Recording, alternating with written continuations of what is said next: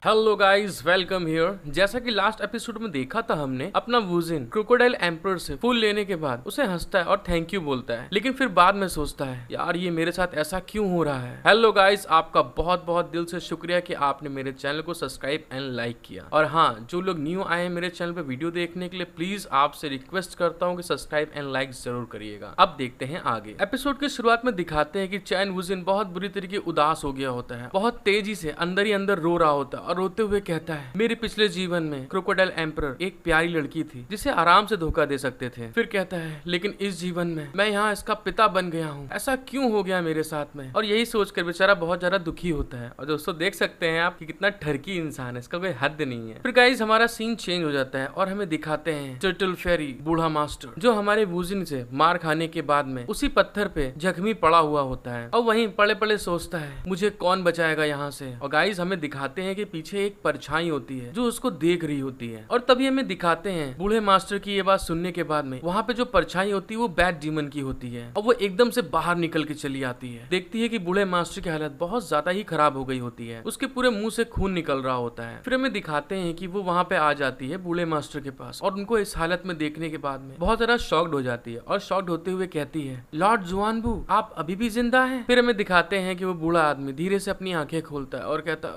कौन है, अच्छा ये तुम हो। फिर दिखाते कि उसको पहचानने के बाद में बूढ़ा आदमी उससे कहता है अपने पास के डीमन राज से संपर्क करो और उन्हें बताओ कि उनका महामहिम सीचुआन क्रोकोडाइल किसी के द्वारा मारा गया है। ये बोलने के साथ उसके मुंह से खून आ रहा होता है। और दोस्तों जैसे ही ये बात उन्होंने बोली होती है तभी हमें दिखाते हैं कि उनकी बॉडी के बीच में एक हाथ पीछे निकल जाता है, मतलब बोले तो कोई अपना हाथ उनके ऊपर डाल देता है मारने के लिए। और गाइस ये कोई और नहीं होता है, ये बैड डीमन ही होती है जिसने उनकी बॉडी में उनको मारने के लिए अपना हाथ घुसेड़ दिया होता है। और ये देखने के बाद में बूढ़ा आदमी बोलता है क्या तुमने ऐसा क्यों किया है। और जैसे ही उस बूढ़े आदमी ने ये बोला होता है उतने में ही वो बैड डीमन एकदम से अपना हाथ जल्दी से खींच लेती है, जिसके कारण से उनका बहुत ज्यादा ब्लड निकलना शुरू हो जाता है। वो चिल्लाते हैं आह। जैसा कि हम देख सकते हैं कि ये सीन कितना ज्यादा भयानक है, जिससे उम्मीद नहीं थी उसी ने मार डाला इसको। और फिर दिखाते हैं कि बूढ़ा आदमी लास्ट में मरते हुए करारते हुए कहता है अब यह एक बड़ी मुसीबत है। और साथ ही ये बोलने के बाद में वो मर जाता है। फिर जिस हाथ से उसने मारा होता है उस हाथ को अपने चेहरे के पास लाते हुए वो बैड डीमन कहती है चुआन क्रोकोडाइल एम्परर जो प्लान में धीरे धीरे नियंत्रण होने जा रहे थे उसका अपहरण कर लिया गया था। और साथ ही गाइस आप देख सकते हैं कि मतलब कितनी ज्यादा हॉट लड़की है ये, इसीलिए थोड़ा छुपाना पड़ेगा मुझे। फिर सीन चेंज होता है और हमें दिखाते हैं वो बैड डीमन उस बूढ़े आदमी का ब्लड को अपनी उंगलियों से चाटते हुए कहती है मैं इस बात को अपने मालिक को कैसे समझाऊंगी। फिर दिखाते हैं हमको बैड डीमन कुछ सोच रही होती है और साथ में ब्लश करते हुए कहती है अगर जियाओ के को सजा दी जाती है तो जियाओ के इसके बारे में क्या सोचेगा ये मुझे नहीं पता। फिर हमें दिखाते हैं कि ये सोचते हुए एक आदमी एक स्पिरिचुअल मिरर से उसको देख रहा होता है और उसे देखते हुए कहता है धत तेरे की इस बेवकूफ लड़की ने एक बहुत बड़ी गड़बड़ कर दी है। फिर हमें दिखाते हैं जो आदमी वो बोल रहा होता है दोस्तों वो एक ब्लैक कलर का लबादा पहने हुए होता है और उसकी आंखें एकदम लाल लाल चमक रही होती हैं और वो कहता है माय लॉर्ड क्या अब हम इस बूढ़े आदमी को भेज दें। तभी दिखाते हैं किसी के हाथ पे एक तितली बैठी हुई होती है और वो कहती है ये इतना ज्यादा जरूरी नहीं है, तो ऐसा करने की कोई बात नहीं है। और दोस्तों अब यहाँ पे हमारे पास नए नए कैरेक्टर आना स्टार्ट हो गए हैं। अब हमें दिखाया जाता है एक तितली वाली डीमन और जो वहाँ पे बैठी होती है अपने सिंहासन पे। और फिर हमें दिखाते हैं कि वो अपने सिंहासन में तितलियों के साथ खेलते हुए कहती है एक पैक और एक ड्रिंक पूरी तरह से तैयार है। दोस्तों ये तो ऐसे बोली जैसे कि अभी पार्टी शुरू होने वाली है। और गाइस जैसे कि आप देख सकते हैं कि ये कैरेक्टर बहुत सुंदर है, बहुत अच्छा है। और गाइस हमको दिखाते हैं कि वो तितली वाली डीमन बहुत प्यार से बोलती है मुझसे कोई नहीं बचेगा। फिर दोस्तों सीन चेंज हो जाता है और हमें खुले आसमान को दिखाया जाता है। तभी उस आसमान से आवाज आ रही होती है और वो कहता है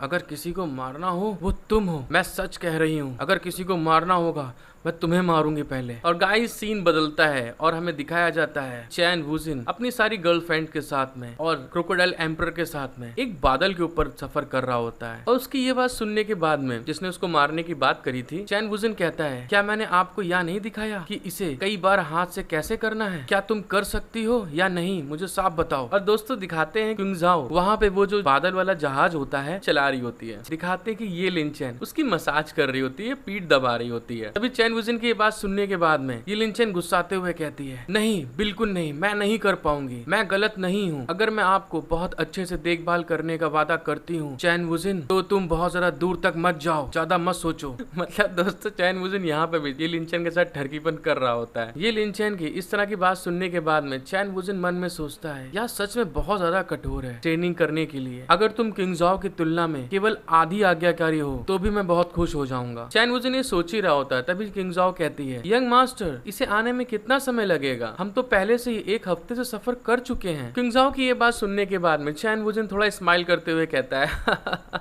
शायद थोड़ा और समय लगेगा अभी। उसकी ये बात सुनने के बाद में ये लिनचेन फिर गुस्साते हुए चैन वुजिन से कहती है, ओहो ऐसा नहीं है कि कोई आदमी इस धीमी गति से चलने वाले बैयून यान पर बैठने का आग्रह करता है। फिर वुजिन को ताने मारते हुए कहती है, कौन जानता है कि किसी के दिमाग में कितने ज्यादा खराब इरादे हैं यहाँ पे। ये लिनचेन की ये बात सुनने के बाद में चैन वुजिन थोड़ा चिड़चिड़ा जाता है और चिड़चिड़ाते हुए कहता है, अरे ओ मेरी अहंकारी औरत, ये बात साफ है कि आप उड़ने वाली कार नहीं बना सकती। ये करने के लिए मुझे बहुत लंबा समय लगा, आकाश में बादलों को इकट्ठा करने और सफेद रंग की इस जादुई तकनीक को बादलों का आकार देने में, तब जाके मैं ऐसे बादलों वाली फ्लाइंग कार बना पाया हूँ। और दोस्तों चैन वुजिन की ये बात सुनने के बाद में ये लिनचेन बिल्कुल चिड़चिड़ा जाती है, एकदम खिसिया जाती है। और तभी वो याद करती है कि मैं फ्लाइंग बोर्ड पे बैठी थी लेकिन मुझे बहुत ज्यादा उल्टी होने लगी थी और मेरी तबीयत बहुत ज्यादा खराब हो गई थी। और दोस्तों ये सोचते हुए वो जो चैन वुजिन के कमर में मालिश कर रही थी एकदम से उसके घूंसा मार देती है भाट से और बोलती है, तुम चुप हो जाओ। इतनी तेज चैन वुजिन के घूंसा मारा होता है, उसके आंख से आंसू आ जाते हैं। वो चिल्लाता, आउच बहुत तेज लग गई यार, तुम मुझे इतनी तेज क्यों मार रही हो। हेलो गाइज, आई होप कि आपका एपिसोड देखने में बहुत मजा आया होगा। और हाँ, अगर आपने वीडियो यहाँ तक देख ली तो प्लीज सब्सक्राइब एंड लाइक जरूर करिएगा। Thank you for watching my video, love you all.